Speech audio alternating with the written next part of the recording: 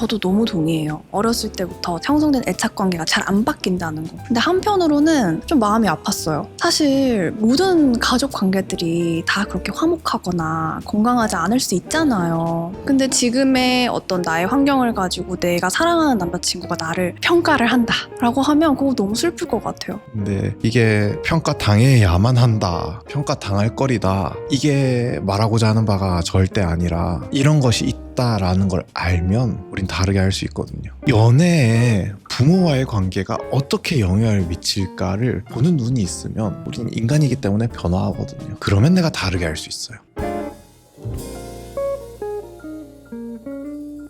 오늘 어려운 대화 주제는 결혼하기 전 또는 연애하기 전 꼭 알아둬야 될 연인과 연인의 부모님 간의 관계. 저는 이 주제가 너무나도 중요하다고 생각하는 이유가 뭐냐면 이 연애라고 하는 거는 결국에 최종에는 가족을 만드는 과정인 것 같아요. 근데 이 사람의 가족이 어떤 형태인지는 우린 관심이 없는 것 같아요. 어떤 가정에서 컸는지, 어떤 분위기에서 컸는지, 지금은 어떤 관계인지. 그렇죠. 우리는 이 사람이 어떻게 세상을 배워나갈지에 대해서 이전에 어떻게 배웠는지는 관심 많잖아요. 그래서 학벌을 그렇게 물어보잖아요. 근데 이 사람과 가족을 맺을 건데 그 사람이 이전 가족과 어떻게 가족을 맺었는지는 안 물어봐. 그러니까 물어보기도 애매할 수도 있어요. 근데 알려고도 안 하거나 나중에 결혼하고 나서야 이거 뭐야 이래요. 무엇을 알아야 하는지도 잘 모르는 것 같아요. 그렇죠. 다르게 얘기하면 자기가 뭘 모르는지 모른다. 이런 단계로서 우리 멤버십 구독자분들한테 조금 하이 퀄리티에 알면 좋을 만한 거 또는 파악하고 같이 대화해보면 좋을 만한 주제들을 같이 소개해주면 좋을 것 같아요.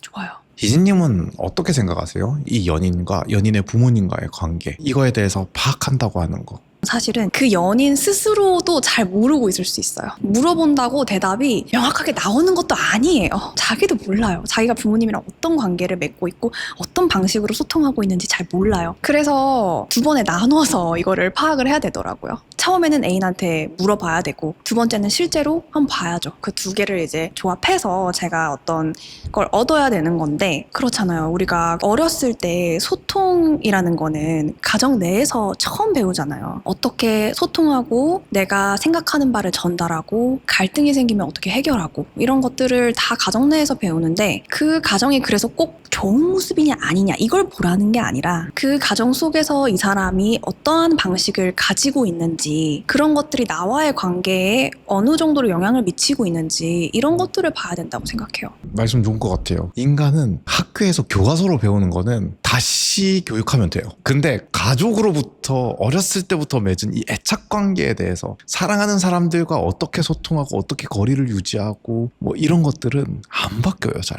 왜냐면 우리 세상에 태어나서 부모님 웬만하면 한 분씩이잖아요. 그리고 뭐 입양이 됐다 하더라도 내가 마음속으로 인정하는 부모님들은 거의 한 분씩이거든요. 그러다 보니까 우리의 어떤 가족에 대한 인식이 꽤나 내 방식대로 되게 고착화돼 있어요. 그래서 잘 안 바뀌기 때문에 이거를 어느 정도는 내가 납득할 수 있는 선 또는 건강한 가족관계를 맺고 있는 사람, 그거를 볼 줄 아는 눈이 되게 필요한 것 같다고 싶더라고요. 저도 너무 동의해요. 어렸을 때부터 형성된 애착관계가 잘 안 바뀐다는 거. 근데 한편으로는 좀 마음이 아팠어요. 사실 모든 가족 관계들이 다 그렇게 화목하거나 건강하지 않을 수 있잖아요. 그런 환경 속에서 내가 자라왔다면 그런 걸 소위 말해서 못 배웠을 수 있는데 근데 지금의 어떤 나의 환경을 가지고 내가 사랑하는 남자친구가 나를 평가를 한다라고 하면 그거 너무 슬플 것 같아요. 근데 이게 평가 당해야만 한다, 평가 당할 거리다, 이게 말하고자 하는 바가 절대 아니라 이런 것이 있다라는 걸 알면 우린 다르게 할 수 있거든요.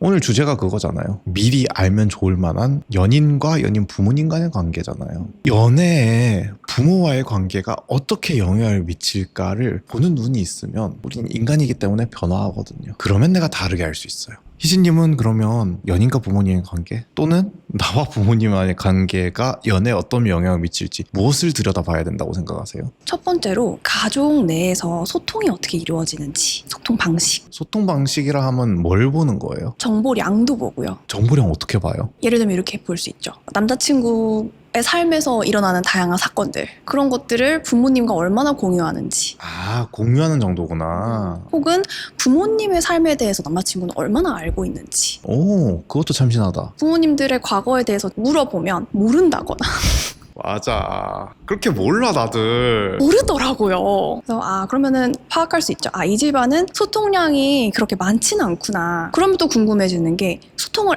안 하진 않을 거 아니에요. 그러면 그 없는 소통량 중에서도 하는 것들은 무엇들일까? 어떤 종류의 정보를 이 사람들은 중요하다고 생각하고 그걸 나눌까? 거기서 가치관도 되게 많이 보이는 것 같거든요. 첫 번째가 소통량 공유하는 정도, 두 번째가 소통 내용이네요. 소통 내용이죠. 그쵸? 네, 저는 그런 것 같아요. 이게 뭐가 꼭 맞는다는 없는데 저는 소통량이 중요한 사람은 아니거든요. 그래서 와이프가 소통량이 많은지 적은지는 저 그렇게 주의 깊게 안 봤던 것 같아요. 근데 소통 내용을 보면 서로한테 이래라 저래라 말고 내가 오늘 어땠다. 그러니까 자기의 경험도 막 무슨 사색적이고 가치관이 이래야 되고 삶이란 이래야 되고 막 이런 것들을 얘기하는 집도 있지만 제 와이프 같은 경우는 그런 거보다는 오늘 맛있는 거 뭐 먹었고 그래서 너무 좋았고 그래서 엄마랑 다음번에 가보고 싶었고 엄마는 오늘 뭐 했는지 궁금하고 그래서 엄마는 뭐 아줌마들이랑 거기 갔지 그러니까 거기 어땠어 그러니까 거기 경치 너무 좋더라 이러고 이런 얘기로 그냥 하루 종일 얘기하는 거예요 그걸로. 그래서 뭔가 닥터이티 영상에서 우리 이전에 찍었던 거 있잖아요.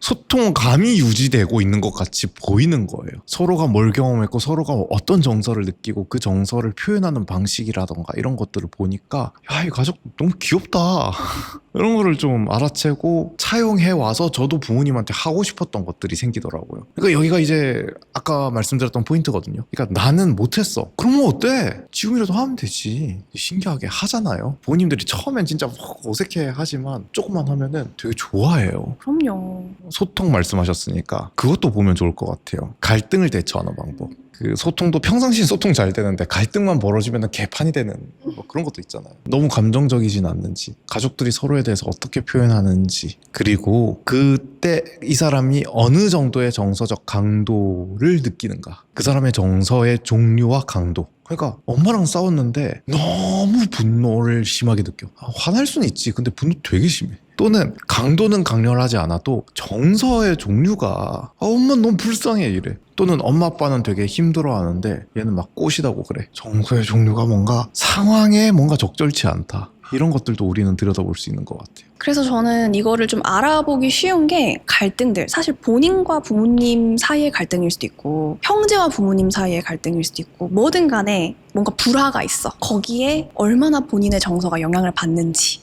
얼마나 끌려다니는지 그거를 보는 게 중요한 것 같아요. 가족 간의 갈등 상황이 자꾸 연애에 묻어온다. 그걸 좀 볼 수 있어야 된다. 반대로 얘기하면 나도 그러고 있지 않을까? 나도 내 하루의 행복을 유지하는데 가족으로부터 얼마나 독립적이냐. 되게 중요한 것 같아요. 그러니까 이런 것들이 결국에 소통이든 갈등이든 뭐냐면 이게 나한테 드러나는 방식 또는 내가 사랑하는 사람한테 하는 방식 아마 그대로 나올 거예요. 반복될 거예요. 저는 만약에 들여다봤을 때 내가 보기에 좀 아쉬워. 그런 면들이 좀 보이면 제가 먼저 많이 노출시켜줬어요. 제 여자친구와 그 가족의 분위기가 다 너무 좋아요. 근데 제가 한 가지 아쉬웠던 게 이제 나이가 들어가고 결혼이 목전에 있는데 너무 엄마랑 지내고 싶어요. 이게 어느 정도 독립적이어야 되는데 저는 그런 식으로 했어요. 직접적으로 물어보는 건 좀 제가 봤을 때는 효과가 좀 그래요. 직접적으로 뭐라고 물어보는 게? 네, 뭐 예를 들면 너 결혼하고 부모님과의 관계가 그대로여야 된다고 생각해? 이런 거 있잖아요. 그러니까 자기 의도가 다 티나는 이런 유도성 신문 같은 거는 오히려 되게 역효과인 것 같고 나는 우리 엄마 아빠와의 관계가 꽤 마음에 드는데 그래도 결혼하려면 독립적인 게 필요하다고 난 생각을 해서 이런 거 연락 조금 줄이거나 또는 엄마 아빠한테 이런 건 저희가 알아서 하겠습니다. 막 믿고 맡겨주세요 라고 따로 약간 불편하지만 더 말씀을 드린다. 이런 거를 계속 반복 노출을 시켜줘요. 알아차려라. 알아먹어라. 그렇게 했거든요. 네, 그렇게 하니까 어느 날 이야기할 거리가 등장하더라고요. 그러니까 어느 날 갑자기 내 마음대로 잘해주지는 않아요. 내 욕심대로 다 해주진 않는데 어느 날 얘가 인지를 하니까 중간 단계가 와요. 이거에 대해서 왜 엄마랑 이렇게 했어? 이거는 나랑 의논했으면 좋겠어. 이럴 때 얘가 알아차려요. 이게 어떤 맥락인지를 좀 알아차려요. 그래서 이게 어느 정도 신뢰관계를 잘 깨지지 않은 상태에서 잘 끌고 가면 반복되면 또 따라와 주더라고요. 한마디로 모범을 보인 거네요. 그쵸. 상대를 변화시키는 가장 좋은 방법은 모범이에요. 그쵸. 뭔가 얘기하다 보니까 우리 처음에는 체크리스트처럼 결혼하기 전 부모와 자식 관계 그거 있잖아요. 얼마나 간섭의 정도, 집에 얼마나 찾아오느냐, 연락을 얼마나 유지하길 원하느냐, 경제적으로 얼마나 분리되어 있냐, 분화되어 있느냐, 이런 것들도 사실 얘기할 거리거든요. 표면적으로 되게 부딪히는 거리고, 근데 이것들은 어찌 보면 되게 피상적인 것들인 것 같아요. 저희 엄마 그러시거든요. 아들이 결혼했으니까 너희 부부의 삶을 조금 더 살아야지 하면서 보고 싶고 궁금한데 조금 더 말을 아끼시거든요. 연락 좀 덜 하시고, 이런 게 제가 느껴지거든요. 근데 그런 것들은 다르게 하면 할 수 있는 거거든요. 근데 그게 다르게 되려면 이 기반에 있는 가족에 대한 인식부터가 내가 되게 유연한 정서를 느낄 수 있는 편안한 상태가 먼저 되어야 되는 것 같아요.